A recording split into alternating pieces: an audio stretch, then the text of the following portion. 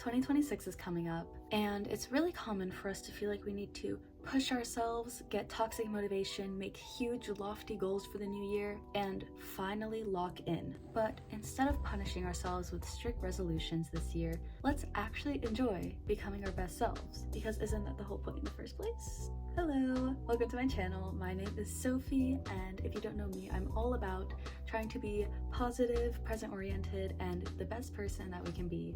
So this is like the perfect all-encompassing video because we're getting ready for the new year. We're trying to use this opportunity as motivation to become our best selves, but we're gonna put a positive, hopeful, helpful twist to it, because all the videos that I've been seeing are so like toxic and rigid almost.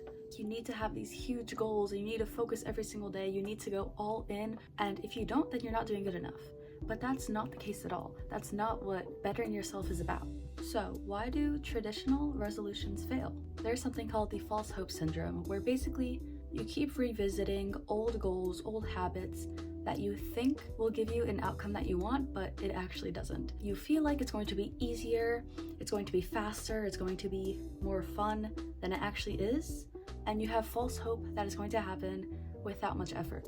But when you make huge goals without a plan, without reasoning, without knowing that it's going to be hard, or even knowing that's going to be hard but not fully registering that, you don't complete them. Because when it becomes time to actually work towards those goals, you just want to get to the end product. You don't want to actually put in that work. So what we are going to do instead is a sort of soft reset of sorts, and focusing more on the process rather than the end goal. Because in the end, you're not going to remember the end goal. You're going to remember the journey, because your life is the journey. And if you are focused on the end goal, that's likely because the end goal is a step to something else.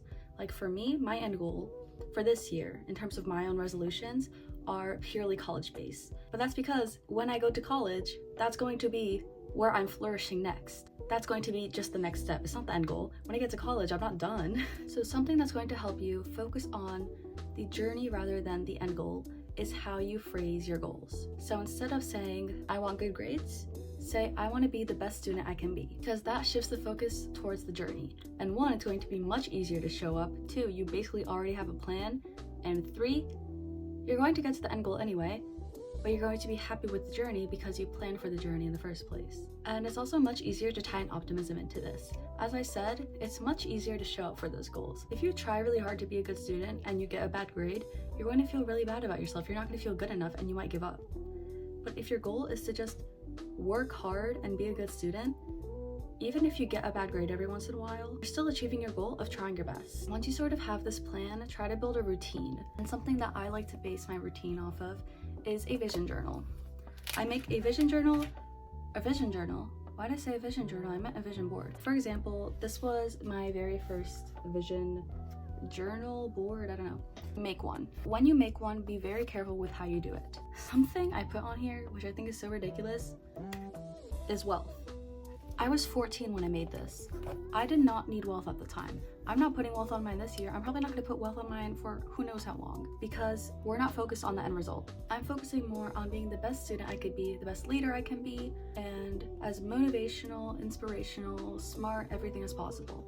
Those things are going to bring me to financial stability anyway. So focus on the process in your vision board, because when you actually see your vision board, which I'm going to make a physical one this year, not just something that I like make and then don't see ever again. I'm gonna like hang it up. But when you make your vision board, when you look at it and you see your goals, if you have things that are all end goals, your brain is not gonna know how to get there. It's going to see like a nice car and be like, okay, yeah, how do I get a nice car? Like, what the heck? But if it sees something that represents working hard, your brain's gonna be like, oh, I can do that. You have to work with yourself, not against yourself.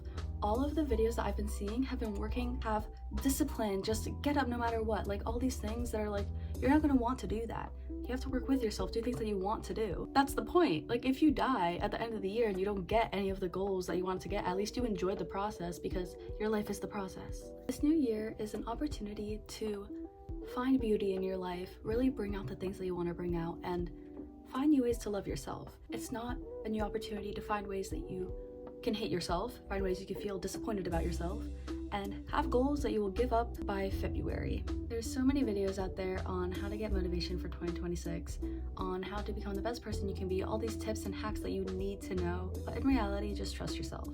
Trust the goals that you want to have.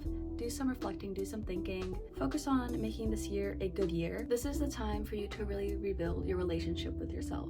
Use this as a way to build goals that actually support you, not work against you. For example, I want to start waking up earlier, but not because that's what everyone's doing and it's popular now, but because I noticed that when I sleep in too late, I tend to get a headache.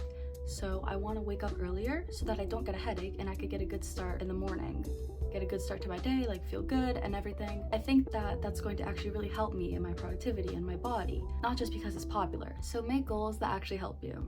That's all for today. Thank you so much for watching. If you enjoyed this video, please subscribe for more meaningful content. It makes my day so much better, and it's completely free for you, so it's like a win-win type of situation. Like, you just give me a free subscriber. You get to see more of my content. You get to be more uplifted, motivated, happy, and I'm happy too.